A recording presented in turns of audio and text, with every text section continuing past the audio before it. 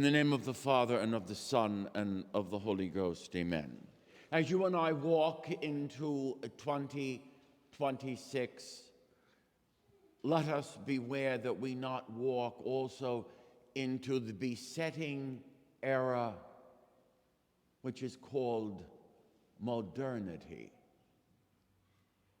And what is that era? That era is a complete abhorrence of the past.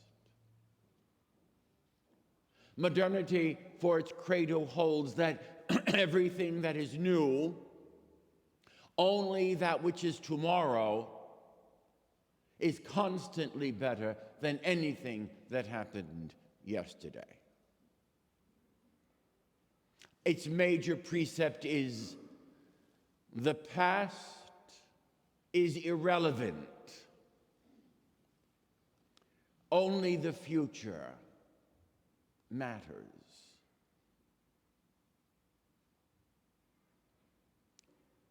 Clearly,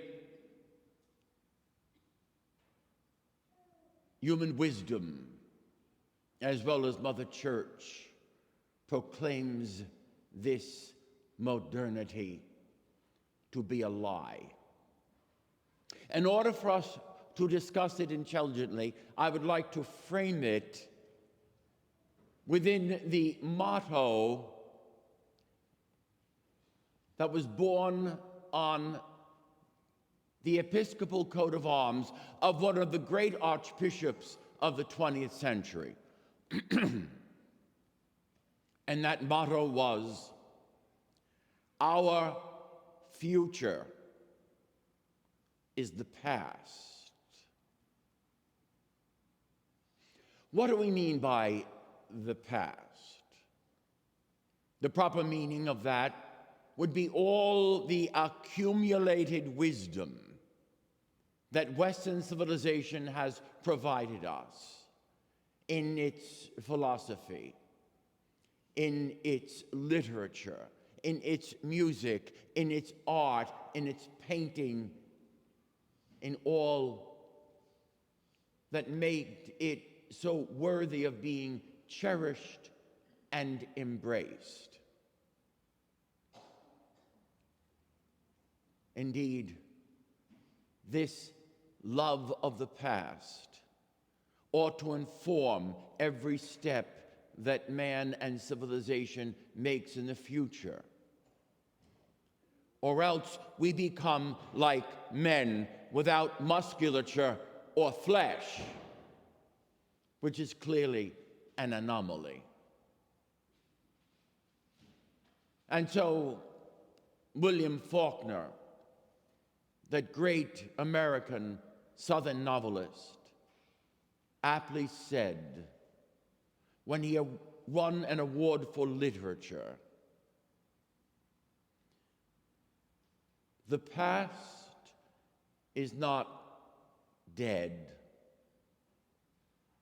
It is not even past." Of course, for Mother Church, her entire existence as the mystical body of Christ has as its cornerstone the past. Mother Church calls this her sacred tradition. It binds her like the ligaments on the human body. She is nothing without it. What does her sacred tradition consist? First and foremost, in her unchanging, infallible teachings. Second of all, in her sacred liturgy. And thirdly, in her sacred architecture and music. Indeed, our blessed Savior said in the book of the Apocalypse, "Behold, I make all things new." That must be interpreted as Mother Church has always interpreted it. Our Lord is not embracing all that is modern. Rather, he is proclaiming and embracing all that is timeless, as he, as second person of the Blessed Trinity, is timeless. Moreover, we must not think that this exempts us from change. For the Roman Catholic, he or she changes every day, not for the sake of change, not for the sake of being up to date, not for the sake of being modern, but for the sake of perfection. Every day I must lay aside the old Perricone, and I must take on the new, so I become more and more conformed unto Christ, my Savior. That, my friends, involves change every day, deep, profound change. Change that is sometimes a crucifixion.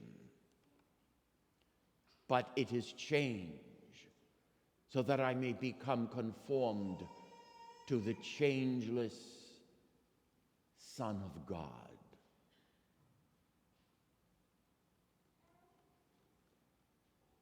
So indeed today I bid you all a happy new year, in the prayer that every single one of your tomorrows may be firmly grounded in our past.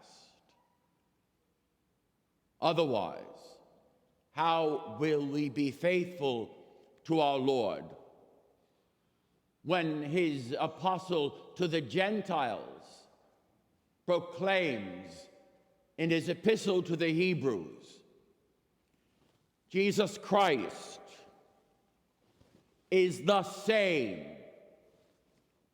yesterday, today, and forever.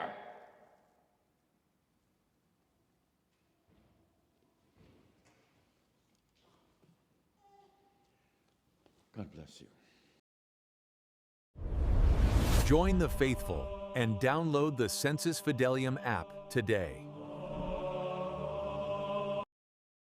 Getting ready to buy or sell a home? Do you want to help support pro-life organizations? Then you need Real Estate for Life. Get a top-notch real estate agent and support pro-life causes. Go to realestateforlife.org to learn more.